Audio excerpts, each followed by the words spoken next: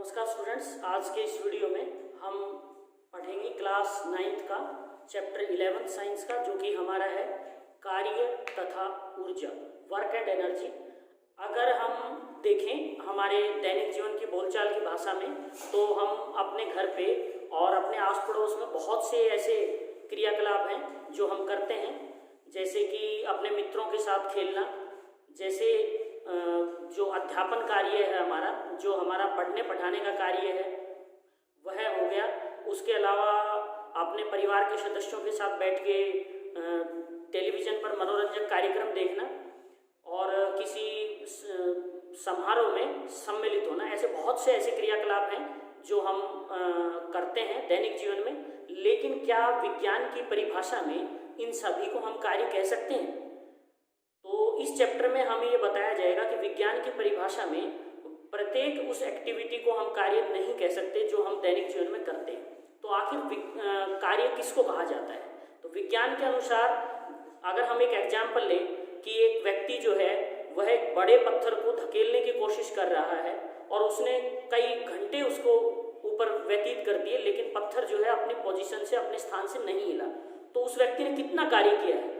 तो अगर हम देखें विज्ञान की परिभाषा में, तो उस व्यक्ति द्वारा किया गया कार्य शून्य है, कोई कार्य नहीं किया गया। इसी प्रकार से यदि एक व्यक्ति अपने सिर के ऊपर बोझा उठाए 2 घंटे से 4 घंटे से खड़ा है, तो उस व्यक्ति ने कितना काम किया है? तो हम देखते हैं उस व्यक्ति ने कोई कार्य नहीं किया। तो आखिर कार्य की परिभाषा क्या है? किस प्रकार से हम कार्य को परिभाषित करेंगे? तो कार्य, सबसे पहले कार्य को परिभाषित करने से पहले हमें उसके लिए आवश्यक शर्तों का पता होना चाहिए। क्या क्या शर्तें हो तब हम कहेंगे कार्य हुआ है।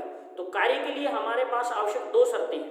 पहली शर्त है वस्तु पर बल लगना आवश्यक होना चाहिए, वस्तु पर कोई बल जरूर लगे। और दूसरी शर्त क्या है, कंडीशन क्या है? वस्तु बल लगने से विस्थापित होनी चाहिए। अगर ये दोनों कंडीशन हैं तो हम कहेंगे कार्य हुआ है। अगर इनमें से कोई एक भी कंडीशन नहीं है तो हम कहेंगे कार्य नहीं हुआ है। तो फिर आखिर हम कार्य को परिभाषित कैसे करेंगे? तो कार्य को किस प्रकार से परिभाषित करेंगे? किसी वस्तु पर बल लगाने से यदि वस्तु में विस्थापन आता है तो उसको हम कार्य कहते हैं। किसी वस्तु पर बल लगाने से वस्तु में यदि विस्थापन आता है, वस्तु की दशा में विस्थापन आता है, उसकी पोजीशन में विस्थापन आता है, तो हम कहते हैं कार्य हुआ है। यदि हम यहाँ पे उदाहरण से देखें, ये हमने धातु का ब्लॉक लिया है, इस पे हमने जो बल लगाया वो मैंने F बल लगाया है इसके ऊपर, और F बल लगाने से वस्तु में S विस्थापन आया है, वो अपनी जगह से खिसक गई S। अब उसने कितना कार्य किया? उस वस्तु पे हमने कितना कार्य किया है? तो वो कार्य कितना हो गया? कार्य के लिए हमारे पास जो सूत्र है, जो जिससे हम कैलकुलेशन कर सकते हैं, वो है कार्य बराबर बल गुना विस्थापन। यानी कि बल को विस्थापन से यदि हम मल्टीप्लाई कर दें, force into displacement, that is equal to work. किया गया कार्य बल और विस्थापन के गुणन के बराबर होता है। तो इस प्रकार से हम किए गए कार्य की गणना कर सकते हैं। अब हमारे पास प्रश्न ये आता है कि कार्य का मात्रक क्या होता है? तो यहाँ हम देखें कार्य का जो मात्रक होता है वह होता है जूल।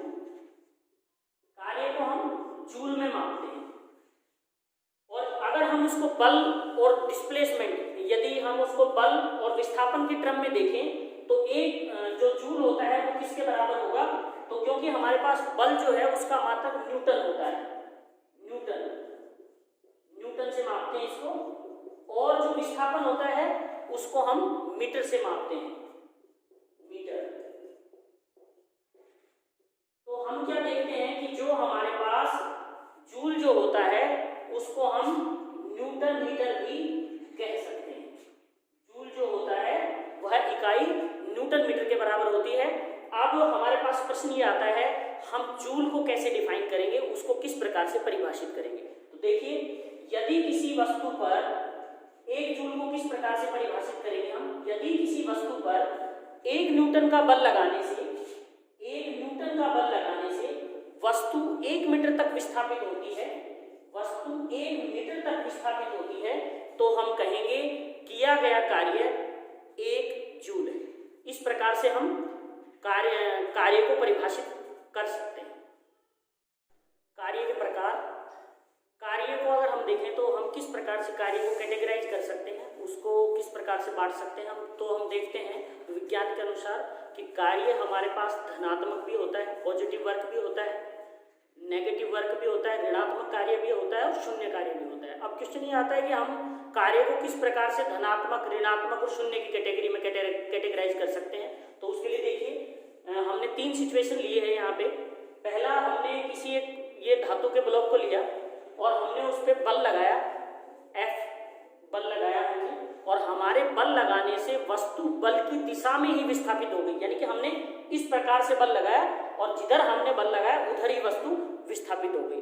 तो जिधर हमने बल लगाया उसी दिशा में वस्तु विस्थापित हुई है, तो किया गया कार्य धनात्मक कहलाएगा। जिस प्रकार अगर हम यहाँ देखें तो क्योंकि विस्थापन किस में हुआ है, धनात्मक दिशा में, जिधर हमने बल लगाया उधर ही विस्थापन हुआ है, तो इस प्रकार का कार्य क्या कहलाएगा, धनात्मक कार्य, पॉजिटिव वर्क कहलाएगा। अब आता है ऋणात्मक कार्य, किसको कहेंगे, हमने किसी वस्तु पर बल लगाया लेकिन वस्तु हमारे बल लगाने से विपरीत दिशा में विस्थापित हो रही है, तो उस दिशा में किया गया कार्य क्या कहलाता है, ऋणात्मक कार्य कहलाता है। जो हमने बल लगाया उस दिशा के विपरीत दिशा में जो बल लग रहा है वह क्या कहलाएगा, ऋणात्मक कार्य कहलाएगा। और ये जिधर हम बल लगाते हैं उससे वस्तु में विस्थापन 180 डिग्री पर होता है, इसलिए जो किया गया कार्य जो होता है वह ऋणात्मक होता है। इसमें सिचुएशन दिखाई गई है, बल हमने इधर लगाया, वस्तु का विस्थापन इधर हो रहा है, तो उस केस में हमारे पास विस्थापन कैसा हो गया, वो नेगेटिव हो गया,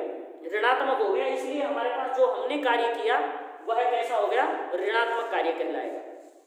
तीसरा, शून्य कार्य किसको कहते हैं, हमने किसी वस्तु पर बल लगाया, जैसे हमने किसी बड़े पत्थर के ऊपर या धातु के ब्लॉक के ऊपर हम बल लगा रहे हैं, हमारे खूब बल लगाने के बाद भी वो ब्लॉक अपनी जगह पे नहीं हिला, वो उसी पोजीशन के ऊपर है, तो उस केस में विस्थापन कितना होगा हमारे पास, बल तो हमने लगा दिया, चाहे वो हम 5 न्यूटन का, 10 न्यूटन का, 20 न्यूटन का हमने बल लगा दिया, लेकिन क्योंकि वस्तु में विस्थापन कितना हुआ, शून्य हुआ।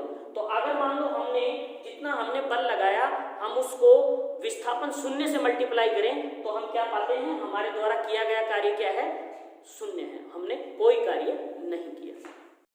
ऊर्जा, अगर हम देखें तो कार्य को करवाता कौन है, तो हम देखते हैं कि कोई व्यक्ति जो है वो किसी दिए गए समय में अधिक कार्य करने की क्षमता रखता है और कोई व्यक्ति जो है उसी समय में कम कार्य करने की क्षमता रखता है। तो आखिर यह डिफरेंस किस कारण से होता है, तो उसका कारण हमारे पास क्या है, वो है ऊर्जा। किसी भी कार्य को करवाने के लिए हमारे पास ऊर्जा का नितांत होना आवश्यक है, जरूरी है। बिना ऊर्जा के किसी भी कार्य को हम नहीं करवा सकते। तो अगर हम ऊर्जा को परिभाषित करना चाहें, एनर्जी को परिभाषित करना चाहें, तो हम किस प्रकार से परिभाषित करेंगे कि कार्य करने की क्षमता को ऊर्जा कहा जाता है। अगर हम ऊर्जा को देखें तो ऊर्जा के अनेकों रूप हमारे इर्द गिर्द हमें मिल जाएंगे, हमें हमारे दैनिक जीवन में मिल जाएंगे। जिनमें से कुछ एक का अगर हम डिस्कशन करें तो जैसे हमारे पास स्थितिज ऊर्जा हो गई, गतिज ऊर्जा हो गई, हमारे पास ऊष्मीय ऊर्जा हो गई, हमारे पास प्रकाशीय ऊर्जा है, रासायनिक ऊर्जा है, विद्युत ऊर्जा है। इस प्रकार ऊर्जा के अनेकों रूप होते हैं जो हम अपने दैनिक जीवन में बहुत सारी परिस्थितियों में उनको अनुभव कर सकते हैं। हमारे इस अध्याय में हम इनमें से गतिज ऊर्जा और स्थितिज ऊर्जा को पढ़ेंगे और उनके लिए हम किस प्रकार से हम उनकी कैलकुलेशन कर सकते हैं, उनकी गणना कर सकते हैं, यह भी पढ़ेंगे। सबसे पहला हमारे पास आता है गतिज ऊर्जा, किसको कहेंगे। गतिज ऊर्जा, जैसा कि आप नाम से जानते हैं, गति किसी वस्तु की गति से संबंधित है। अगर हम देखें तो बहती हुई हवा, लुढ़कता हुआ पत्थर और गाड़ी के टायर, इस प्रकार की दौड़ता हुआ खिलाड़ी, इन सभी के अंदर अगर हम देखें तो ऊर्जा निहित है। एक तेज चलती हुई हवा किसी पवन चक्की के पंखों को घुमा सकती है, लुढ़कता हुआ पत्थर किसी व्यक्ति को चोट भी पहुंचा सकता है। तो इनके अंदर ऊर्जा निहित है, इसके कारण यह कार्य हो रहा है। तो किसी भी वस्तु में उसकी गति के कारण जो ऊर्जा निहित होती है वह उसकी गतिज ऊर्जा कहलाती है। अगर गतिज ऊर्जा की गणना की हम बात करें तो किस प्रकार से हम कैलकुलेशन करेंगे, तो जैसा कि हमने बोर्ड पे दिखाया है, जो गतिज ऊर्जा है, काइनेटिक एनर्जी है, उसकी कैलकुलेशन हम किस प्रकार से करेंगे? हमें वस्तु का मास यानी कि द्रव्यमान पता होना चाहिए और उसकी वेलोसिटी का पता होना चाहिए, उसका वेग कितना है, उन दो का हमें पता होना चाहिए। वस्तु का वेग कितना है और वस्तु का द्रव्यमान कितना है। अगर ये दो राशियां हमारे पास होंगी तो हम आसानी से वस्तु की गतिज अवस्था की गणना कर सकते हैं, गतिज ऊर्जा की गणना कर सकते हैं। जैसा कि हमने एक एग्जाम्पल से लिया है, मान लीजिए किसी वस्तु का द्रव्यमान 15 किलोग्राम है और वह 4 मीटर प्रति सेकंड के वेग से गतिमान है, तो हम कैलकुलेशन करेंगे कि उसके अंदर कुल कितनी गतिज ऊर्जा निहित है। तो जैसा कि हम देख पा रहे हैं, यहाँ हमने वैल्यू पुटअप कर दी 1/2 और उसको मल्टीप्लाई कर दिया वस्तु के द्रव्यमान से जो कि 15 किलोग्राम है, और उसको हमने मल्टीप्लाई कर दिया 4 से और उसका हमने कर दिया स्क्वायर, क्योंकि फार्मूला हमारे पास है 1/2 mv²। जैसा कि हम देख पा रहे हैं कि हमारे पास वस्तु में उसकी गति के कारण जो निहित ऊर्जा है वह है 120 स्थितिज ऊर्जा। स्थितिज ऊर्जा किस प्रकार की वस्तुओं में निहित होती है? तो अगर हम देखें कि एक रबड़ बैंड जिसको हमने खींच लिया और खींचने के पश्चात जब हम रबड़ बैंड को छोड़ते हैं तो वह दूर जाके गिरता है, उसी प्रकार से एक धनुष जिसका हमने तीर जो है हमने खींच लिया और जब हम उसको छोड़ते हैं तो हम देखते हैं कि तीर जो है वह दूर जाके गिरता है। इसी प्रकार से खिलौना गाड़ी, उसमें जब हम चाबी भरते हैं तो हम देखते हैं चाबी भरने के बाद जब हम उस खिलौने को फर्श पे छोड़ते हैं तो खिलौना दूर तक जाता है। यह ऊर्जा कहाँ से आई है? तो यह ऊर्जा वस्तु में स्थितिज ऊर्जा के रूप में निहित हो गई। जब हम रबड़ बैंड को खींचते हैं तो जो हमने बल लगाया है वह उसमें स्थितिज ऊर्जा के रूप में निहित हो गया, इकट्ठा हो गया, और जब हम उसको छोड़ते हैं तो वह गतिज ऊर्जा में बदल जाता है और रबड़ बैंड दूर चला जाता है। उसी प्रकार से जब हम धनुष से तीर को जब हम खींचते हैं तो उसके दौरान स्थितिज ऊर्जा उसमें निहित हो जाती है, और जैसे ही हम तीर को छोड़ते हैं वह स्थितिज ऊर्जा गतिज ऊर्जा में कन्वर्ट हो जाती है और तीर जो है दूर जाके गिरता है। उसी प्रकार से खिलौना गाड़ी में जब हम चाबी भरते हैं तो वह ऊर्जा जो हमने उसको दी है वह स्थितिज ऊर्जा के रूप में एकत्रित हो जाती है, और जब हम उसको फर्श पे छोड़ते हैं गाड़ी दूर तक चली जाती है, क्योंकि वह स्थितिज ऊर्जा गतिज ऊर्जा में बदल जाती है। अब आता है कि हम गणना स्थितिज ऊर्जा की किस प्रकार करेंगे। तो यहाँ हमने एक एग्जाम्पल लिया है कि एक बॉक्स लिया हमने लोहे का, और उस बॉक्स को हमने एक हाइट h तक उठा लिया, टोटल हाइट h तक उठा लिया। जैसा कि हम जानते हैं कि उसके ऊपर जो है वो गुरुत्वीय त्वरण भी कार्य करेगा और वो बल भी लगेगा, तो उसमें हमारे पास जो उस वस्तु के अंदर जब हम उस बॉक्स को ऊपर उठाएंगे तो उसको उठाने में हमने कितनी ऊर्जा लगाई है वो हमारे पास स्थितिज ऊर्जा के रूप में निहित हो जाएगी। मान लो हमारे पास वस्तु का द्रव्यमान m है, g गुरुत्वीय त्वरण है और h हाइट तक हमने बॉक्स को उठाया है, तो वह ऊर्जा स्थितिज ऊर्जा के रूप में mgh के रूप में उस वस्तु में निहित हो जाएगी। अब ये क्वेश्चन आता है कि जो अगर ऐसा हो हमारे पास कि ये तो हमने उस वस्तु को सीधा h हाइट तक उठा लिया, दूसरा अगर हम केस लें कि हमने इस प्रकार से वो बॉक्स जो है इस तरह से होता हुआ और तब वो h हाइट तक पहुंचा है, तो इस केस में हम हाइट जो है वो क्या लेंगे, ये हाइट काउंट करेंगे कि यहाँ, तो इस केस में हम जो फाइनल और इनिशियल जो है उनके बीच में जो कम से कम दूरी है उसी को हम h के रूप में लेंगे। तो यहाँ हम h का मान जो फाइनल पॉइंट और जो इनिशियल पॉइंट के बीच की दूरी है उसी को लेंगे। इस प्रकार जो हमारे पास स्थितिज ऊर्जा बॉक्स में जो आती है उसको हम mgh के रूप में उसकी हम गणना करते हैं। ऊर्जा संरक्षण का नियम, इस नियम के अनुसार ऊर्जा ना उत्पन्न की जा सकती है ना नष्ट की जा सकती है, बल्कि ऊर्जा को एक रूप से दूसरे रूप में स्थानांतरित किया जाता है। ऊर्जा एक रूप से दूसरे रूप में स्थानांतरित होती है। ऐसे बहुत से एग्जाम्पल हमारे आसपास हम देख सकते हैं। जैसा कि अगर हम देखें जिस प्रकार से हमने रबड़ बैंड का केस लिया, रबड़ बैंड को जब हमने खींचा तो उसमें स्थितिज ऊर्जा निहित तो हो गई, और जैसे ही हम रबड़ बैंड को छोड़ेंगे स्थितिज ऊर्जा गतिज ऊर्जा में कन्वर्ट हो जाती है। उसी प्रकार से अगर हम देखें तो बहते हुए पानी जिसके अंदर गतिज ऊर्जा होती है, जब उसको डैम में रख लिया जाता है बिजली उत्पन्न करने के लिए तो उसमें पानी में स्थितिज ऊर्जा आ जाती है। फिर जब पानी को उसको डैम पर से गिराया जाता है टरबाइन तो पानी के अंदर गतिज ऊर्जा आ जाती है जो टरबाइंस की ब्लेड्स को घुमाती हैं और उससे विद्युत ऊर्जा उत्पादन होती है। विद्युत ऊर्जा हमारे बल्ब में आती है, बल्ब में वो ऊष्मीय ऊर्जा और प्रकाश ऊर्जा में रूपांतरित हो जाती है। इस प्रकार ऊर्जा एक रूप से दूसरे रूप में बदलती रहती है, नष्ट नहीं होती, और टोटल ऊर्जा जो है वो कंजर्व रहती है, संरक्षित रहती है। इसको हम एक उदाहरण से देखना चाहें तो हमने ये एक बॉल ली है, उसको हमने फ्रीली हम उसको छोड़ेंगे एक हाइट से, हमने h हाइट के ऊपर हम उसको लेके गए और हम उसको फ्रीली छोड़ेंगे, उसको मुक्त पतन करेंगे। तो अब हम क्या देखते हैं, क्या ऐसा होता है कि उसकी एनर्जी जो है, बॉल की एनर्जी, क्या वो संरक्षित रहती है, क्या वो कांस्टेंट रहती है? इसको अगर हम देखना चाहें तो हाइट पे जाने के बाद जब हमने उसको छोड़ा नहीं है बॉल पे, उस केस में हमारे पास जो स्थितिज ऊर्जा बॉल में होती है वो होती है mgh, और क्योंकि यहाँ पे वेग वस्तु का कोई नहीं है इसलिए उसकी गतिज ऊर्जा v का मान क्या होगा, 0 होगा, तो गतिज ऊर्जा क्या होगी, 0 होगी। तो हम देखते हैं कि जो बॉल है उसके अंदर जो ऊर्जा होगी उस समय वह होगी mgh प्लस 0 मीन्स mgh। किसी अन्य पॉइंट के ऊपर बीच में अगर हम देखें तो क्योंकि हाइट कम होती चली जाएगी इसलिए स्थितिज ऊर्जा कम होती चली जाएगी और बॉल का वेग बढ़ता चला जाएगा इसलिए गतिज ऊर्जा बढ़ती चली जाएगी। तो किसी भी पॉइंट के ऊपर हम देखना चाहें तो गतिज ऊर्जा कम होती जाएगी, स्थितिज ऊर्जा बढ़ती चली जाएगी, लेकिन दोनों का वैल्यू अगर हम देखना चाहें, दोनों का सम, तो वो हमारे पास कांस्टेंट रहेगा।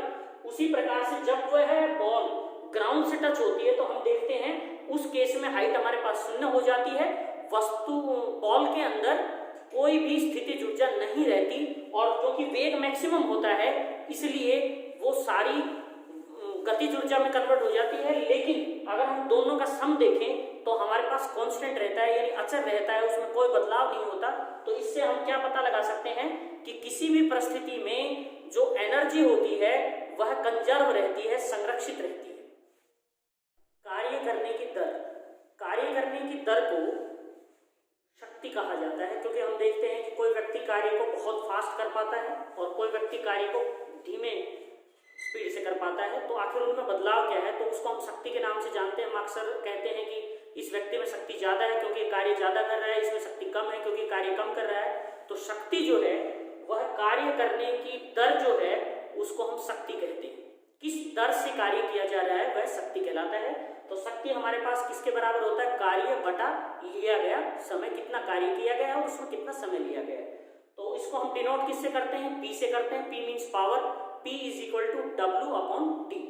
अगर हम इसकी मात्रक देखें पावर का, तो इसकी मात्रक क्या है, शक्ति की मात्रक क्या है, शक्ति को वाट में मापा जाता है और वह हमारे पास होता है वाट बराबर जूल बटा समय, क्योंकि किया गया कार्य जूल में मापते हैं और समय जो है सेकंड में मापते हैं। तो इसमें हमारे पास यदि मैं कहूँ कि हमें जो हमारे पास वाट है उसको हम जूल प्रति सेकंड भी कह सकते हैं। और अगर हम यहाँ डिफाइन करना चाहें कि 1 वाट शक्ति किसको कहेंगे, 1 वाट शक्ति किसको कहेंगे, तो यदि कोई वस्तु 1 सेकंड में 1 जूल कार्य कर पाती है तो उसकी शक्ति 1 वाट कहलाती है।